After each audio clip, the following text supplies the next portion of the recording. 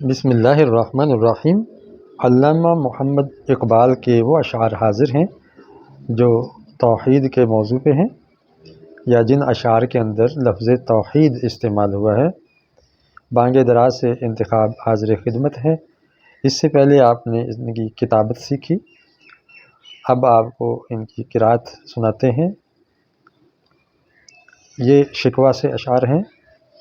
بت صنم خانوں میں کہتے ہیں مسلمان گئے، ہے خوشی ان کو کہ کعبے کے نگہبان گئے، منزل دہر سے اونٹوں کے خودی خوان گئے، اپنی بغلوں میں دبائے ہوئے قرآن گئے، خندہ زن کفر ہے احساس تجھے ہے کہ نہیں، اپنی توحید کا کچھ پاس تجھے ہے کہ نہیں۔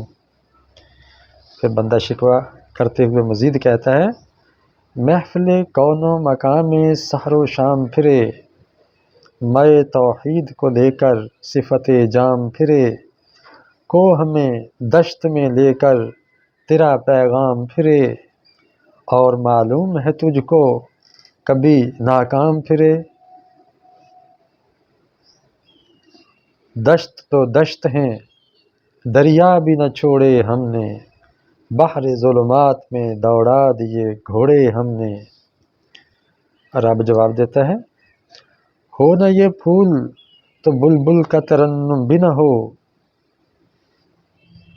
چمن دہر میں کلیوں کا تبسم بھی نہ ہو، یہ نہ ساقی ہو تو پھر میں بھی نہ ہو، خم بھی نہ ہو، بزم توحید بھی دنیا میں نہ ہو، تم بھی نہ ہو، خیمہ افلاک کا ایستادہ اسی نام سے ہے، نبض ہستی تپش آمادہ اسی نام سے ہے، صلی اللہ علیہ وسلم۔